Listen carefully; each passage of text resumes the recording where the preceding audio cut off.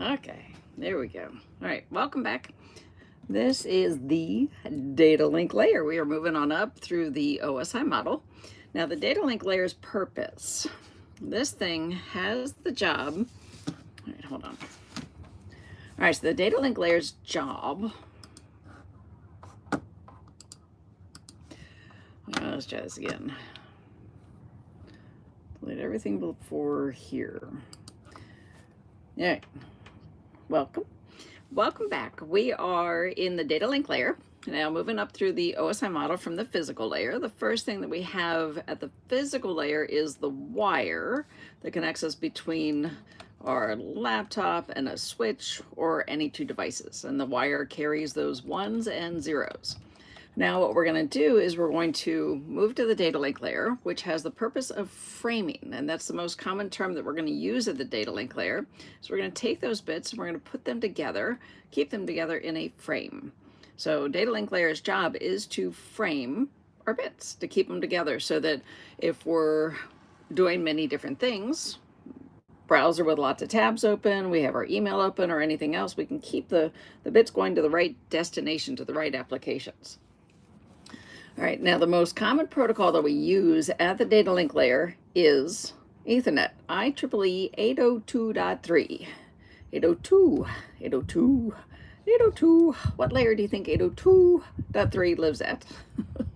That's a good memory jogger. 802.3. But otherwise, Ethernet, it is what we use. It is what we do. But knowing a lot about it for cissp test, not quite necessary, but the basics definitely would be useful. So the purpose here is, again, to form the frames, and this protocol has been designed to have specific format.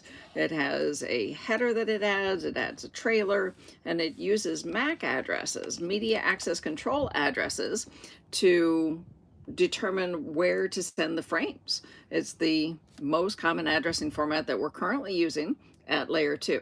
There's been lots of addressing over the years, and every protocol seems to have its own addressing structure.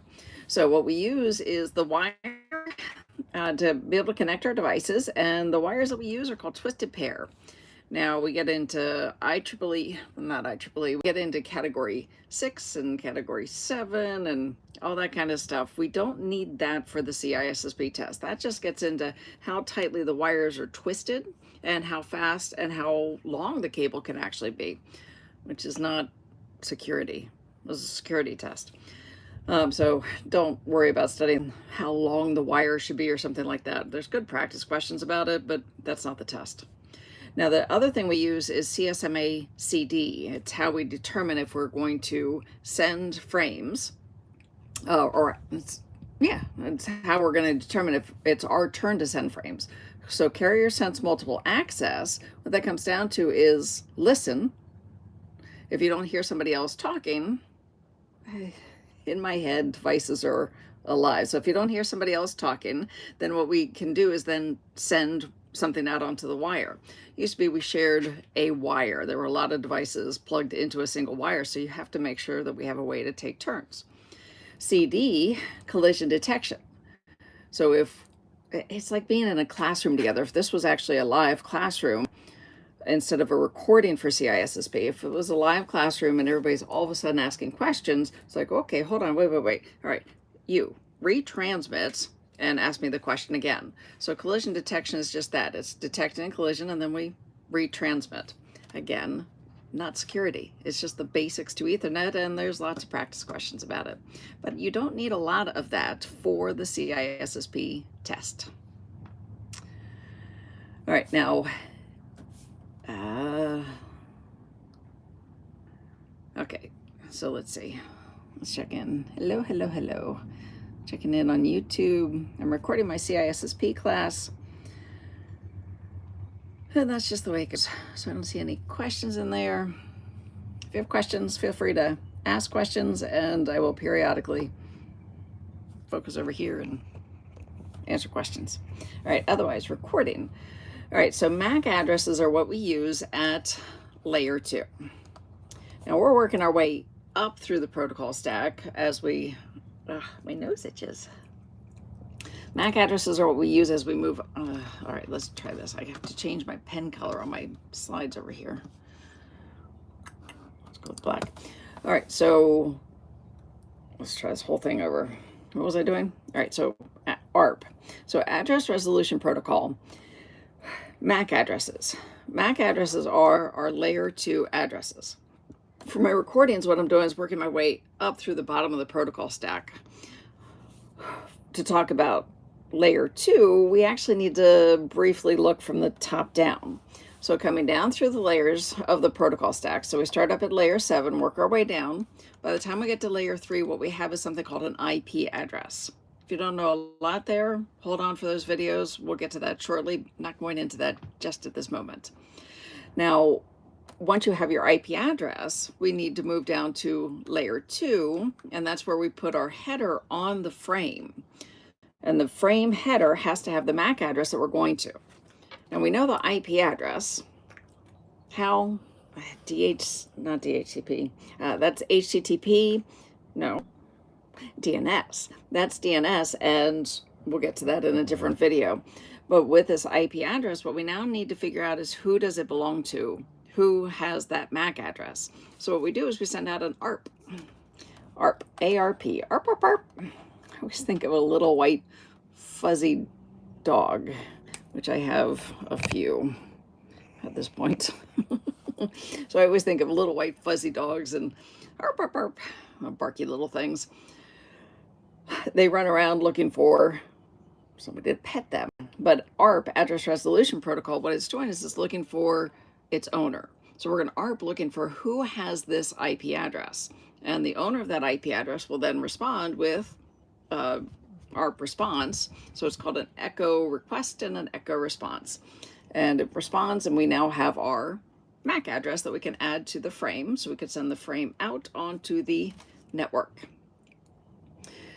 Now, sending it out onto the network, the first device that we're going to encounter is going to be a switch. Switches make up our LANs. So switches, what they're going to do is they're going to make forwarding decisions.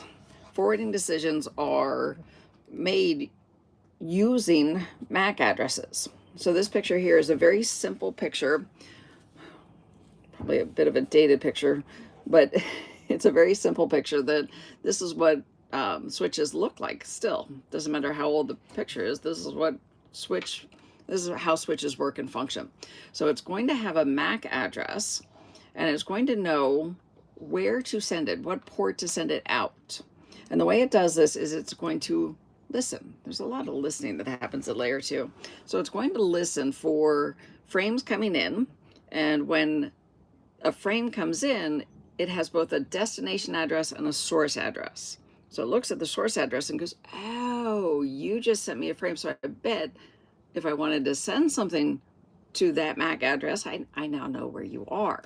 So it just builds this table. It just listens and it goes, okay, so John's out port 5 and Mary's out port 2, and those are very English names, but that's what came to mind. But it's using MAC addresses rather than names. And then when a frame comes in trying to get to a destination, you can actually look things up inside of its MAC table here and figure out where to send it out. So once it sends it out, don't bark, quiet. Once it sends it out, the next switch down the line would do the same thing. So we say switches forward. That's all it does. It just goes left, go right, go out port 2, go out port 5. It doesn't know anything about the network as a whole. A little wind there. It doesn't know anything about the network as a whole. It just knows, go this way. It's like I'm currently sitting in Florida. If I want to get to DC, I go north. Not really helpful if I'm driving, but that's all the information that a switch has. So switches. Now what we also have in this picture is virtual LANs, VLANs. VLANs allow us to group users together so that if we ever send a broadcast, it stays within our group. So we have VLAN 10, VLAN 11, like 10 could be sales people's, 11 could be engineering people's, and if they want to broadcast and talk to each other, we want to keep that traffic separate. So we could kind of argue that a virtual LAN is a bit of security. Finn, what's that? My dogs are going to bark. So YouTube, how you guys doing? Thanks for being here. I appreciate somebody listening while I record. Otherwise, I'm just talking to myself. Finn, stop. All right. We've got Finn over there, and then we've got Sophie and Lily over here. Guarding things. It does complicate recording when the dogs are barking. So my recording's running right now. I will just have to edit this out. This is my normal day. Finn. Stop.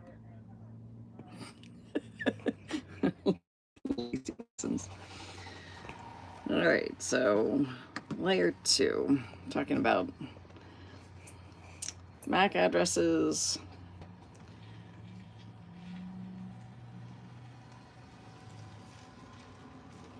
Okay, so where am I in the recording? Okay, so the next thing with switches is they are going to listen. So here's the picture of the LAN that we've been building. So if you're listening here, I'll just show you what I build out the network as I'm going. So we actually have some context of what we're talking about. How's that for an idea? Most people just talk about the packets and the IP addresses. And okay, all right, so here's our picture of our LAN, and LANs we build with switches. So switches are just going to forward based on those MAC addresses. And what I have in this picture is actually an ARP. Do I? No, switch, no. All right, so what I have in this picture, I'm gonna start all that over. It's my picture for switches, not for ARPs. What's my hair doing? All right, so here's our picture of our LAN, and our LANs are built using switches. Now, if we're trying to send traffic out, so we have our laptop and we're sending to our server on the other side. I wonder what story I was using. I forget, but we had a laptop we were trying to send something to from one city to another city. I think we're going across the ocean. And in order to be able to transmit just across the LAN, we want to leave the laptop, get to the first switch, and move on to the second switch. To do that, MAC addresses. So this device has a MAC address. There's one. And there's, so if it sends a frame out, the switches along the... Dogs really complicate my recording. How are you guys doing? Questions about anything?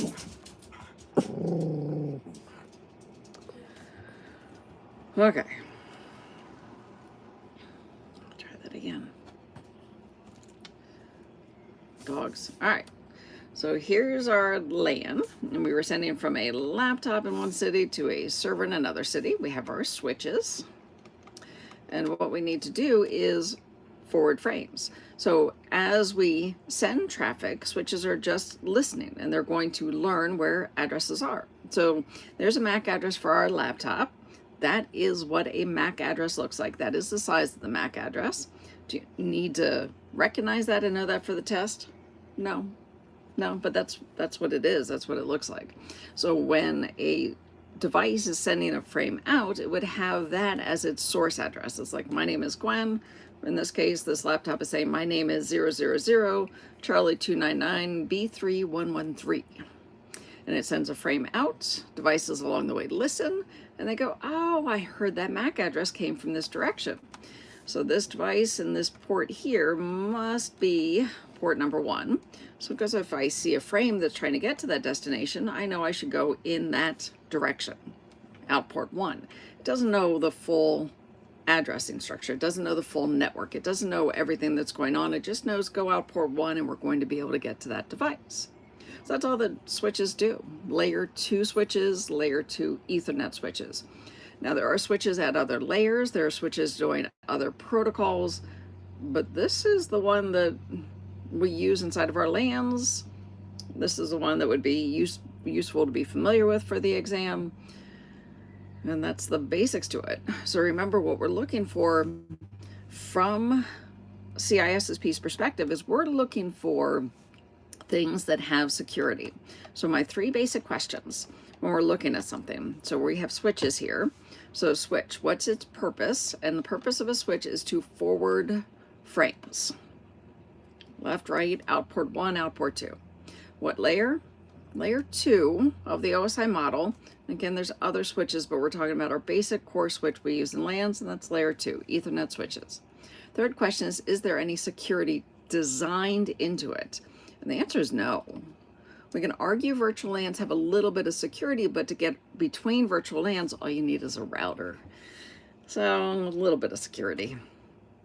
But that's not enough for me to change my basic answer from do we have security designed in or not? And the answer is no. So if the answer is no, it's not something that we need for this particular test. We don't need a lot of details about it. So just the basics, that's all we need. And there's a MAC address for our server on the other side. Again. Ooh, we have a duplicate. Oops. All right. All right, so virtual LANs. Virtual LANs are designed to group traffic. Now, the original purpose of virtual LANs, which is how it's still basically going to work, is it's gathering devices together so that if we send a broadcast, it's going to contain broadcast messages within that group. Like I said, if we have one virtual LAN that's sales and another virtual LAN that's engineering, we don't want them broadcasting traffic between each other. In the business, there's ways for them to communicate, but broadcast messages is not what we want on the LAN. Now, there's a lot of different types of virtual LANs these days. We have VLANs, PVLANs, PVXLANs or VXLANs, extensible virtual LANs. So there's a lot of different things that we've done to extend the range and use of these, especially with how the world works today and how mobile we are, and we're not always in the office, and we have people working in our department and they're on the other side of the planet. And so we've done a lot of things, but it's still fundamentally that same basic purpose, is to contain broadcasts. And that's it. That's it. All right, so here's another picture of it. So we have primary virtual LAN, we have VLAN 1, VLAN 2, or we have VLAN 100, VLAN 200, VLAN 300. So it is actually possible to have multiple virtual LANs that a device is a part of. So we have VLAN 100, which contains everybody. We have VLAN 300, which contains just the devices here in this circle. VLAN 200 over here, so this could be sales, and this could be engineering. The other thing we have on the slide is we have promiscuous ports. A promiscuous port means it's listening to everything. Normally devices are just looking for traffic that is destined to it. But when you put something in promiscuous mode, it listens to everything. Everything and everybody. All right, there's a VXLAN, virtual extensible LAN. It's still layer 2. But we're building tunnels, and this is going to extend virtual LANs across the WAN. So that's the, my nose. So that's a big thing that happens with virtual extensible LANs, is we cross over wide area networks. That is the main purpose there. And again, this isn't really security, so there's not a lot that we need for the cissp test. All right, with our switches or any other devices that we have inside of our data centers or any devices that we give to our users, you need to take care of them. How's that for an idea? Warranties. Film and sarcasm. The problem is, so I could face it at the screen, so you can either have me or you can have my screen. Which one's more important? Might be the screen. Can I reverse my camera? Let's see. How do I switch this to the rear camera? Oh, there it is.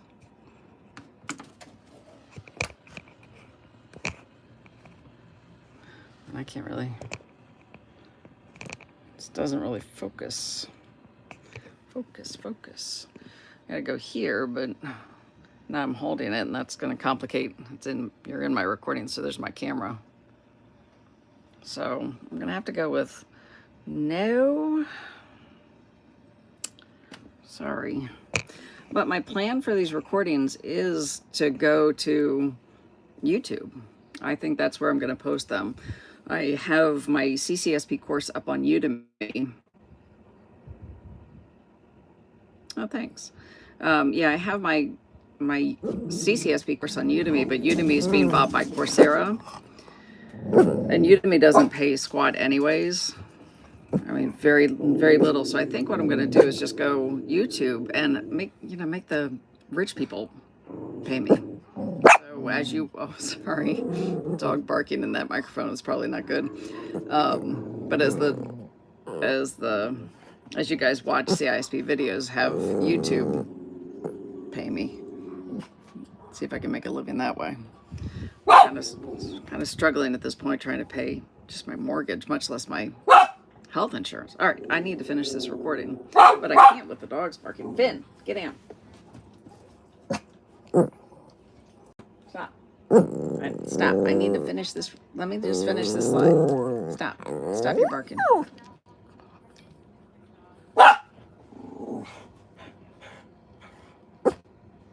Somebody's walking by with a silly little dog. I'm just going to cut it. I'll leave that slide out. Okay.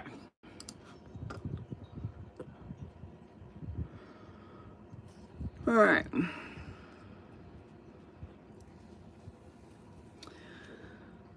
Okay. So I've actually accomplished a recording.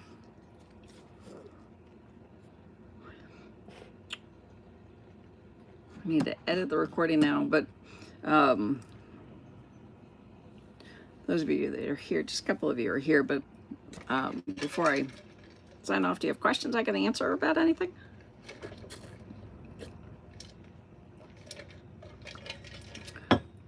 Any particular questions, anything that I could explain, anything that you're working on, anything that you're struggling with?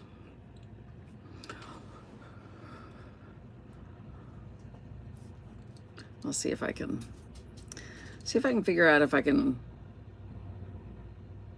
record and go live from my computer on one camera at the same time. Then I could share my screen with you guys. This is just the first one I've done like this.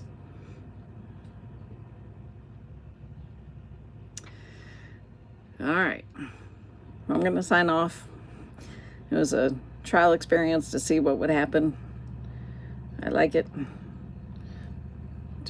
Subscribe to my channel and watch for notifications when I go live. It'll be random times for recordings, but I've got some other things in the works. So thanks for being here. I will see you guys on the flip side. How funny is that? It's not something I would normally say. All right, you guys have a good Saturday. Be safe. Stay safe out there. Thank you. Have a good one.